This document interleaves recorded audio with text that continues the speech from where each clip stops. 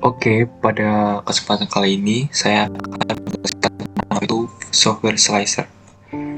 Software slicer atau dalam bahasa Indonesia diterjemahkan menjadi perangkat lunak pemotong adalah software komputer yang menjadi inti dari pemrosesan gambar menjadi perintah pergerakan mesin. Software slicer akan menerima file berbentuk STL dan OBJ, atau bisa disebut file mesh dengan koordinat titik spesifik, dan diproses hingga menghasilkan perintah mesin berupa G-code. Secara umum, G-code ini adalah kode yang digunakan untuk pergerakan 3D printer hingga CNC. Awalnya, slicer akan berubah objek menjadi banyak tumpukan dari layer atau bagian, diikuti dengan perintah pergerakan dari printer extruder pada setiap layernya. Slicer juga bisa memerintahkan dan mengontrol suhu nozzle dan suhu bed, pergerakan tarik ulur pada extruder. File ini dimasukkan semua di G-code dan G-code ini bisa dibaca oleh 3D printer. Jadi pada dasarnya slicer adalah software control 3D printer. 3D printer hanya menerima kode atau perintah dari slicer dan menerjemahkannya di pergerakan dan peningkatan suhu. 3D printer tidak mampu langsung menerima file 3D dalam bentuk STL atau OBJ. Nah, kali ini saya akan memberikan tutorial bagaimana cara slicing file STL menggunakan software Pura Slicer. Nah, di sini ada 5 objek 3D. Saya akan menggunakan salah satunya. Pertama-tama mungkin saya akan mulai dari awal dulu. Ini akan saya hapus. Ini tadi ada tempat untuk menaruh HP. Ini untuk gantungan baju atau gantungan kunci. Ini untuk pembuka tutup botol soda. Ini sebagai bookmark atau pembatas halaman buku, dan ini sebagai vas bunga.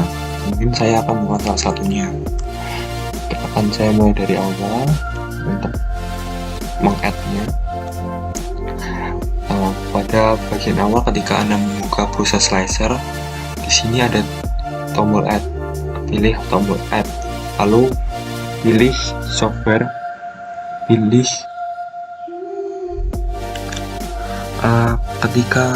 ketika meng-add ini, pilih lalu kemudian pilih file STL yang akan dipilih. Saya akan memilih file STL yaitu Spiral Face yang telah saya download. Lalu pilih open. Nah, kemudian ketika telah open akan keluar file STL tersebut pada bagian bed.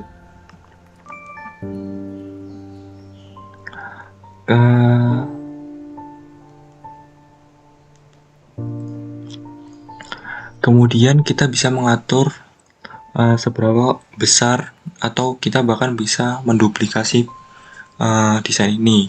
Untuk menduplikasinya sendiri kita bisa memencet 3D design, kita Ctrl C, lalu kita Ctrl V. Nah, kita bisa menggeser-geser untuk menentukan posisi headbed. File jangan sampai keluar dari zona ini, karena nanti jika keluar maka tidak bisa di slicing. Lalu kemudian kita bisa membesar kecilkan skalanya, itu dengan memencet scale ini. Bisa kita besarkan, bisa kita kecilkan, lalu kita besarkan. Di sini saya akan mengecilkan keduanya. Nah, kalau bisa setiap untuk memposisikan keduanya ini agak diberi jarak, karena takutnya nanti jika terlalu dekat maka banyak jaring-jaring yang saling berhubungan satu sama lain dan akan merepotkan untuk membersihkannya. Nah, lalu kita juga bisa menentukan tingkat suhu pada nozzle dan bed. Nah, pada tadi kan di platter, sekarang di filament setting kita bisa menentukan berapa sih suhu yang digunakan. Kita bisa menentukan first layer, suhu dari first layer, dan other layer untuk di nozzle, dan di bed kita juga bisa mengubah suhu first layer dan other layer. Semakin untuk menentukan suhu, kita bisa melihat spesifikasi dari bahan yang akan kita gunakan, dan juga 3D printer yang kita gunakan, entah itu pakai PLA atau pakai ABS.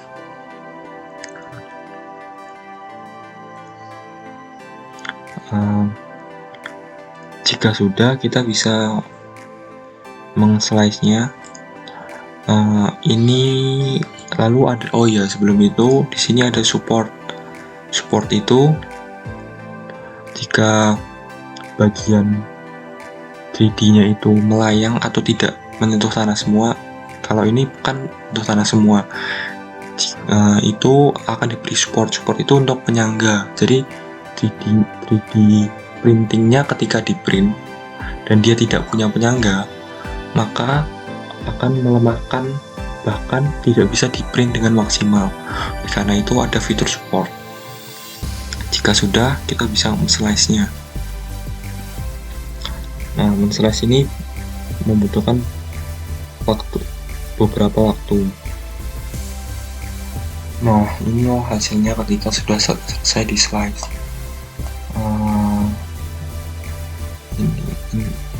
Ini bentuk dalamnya sudah di slicing per layer.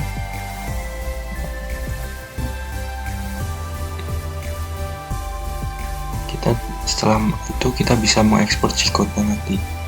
Kita ekspor G-code, kita pilih. Nah, setelah kita ekspor G-code, filenya itu bisa kita masukkan ke microSD lalu di print ke 3D printer. Jadi 3D printer itu bukan mengeprint file dari STL, namun file STL yang telah di slicing dan diekspor ke G-code. Nah, demikian informasi yang dapat saya sampaikan. Nah, wassalamualaikum warahmatullahi wabarakatuh.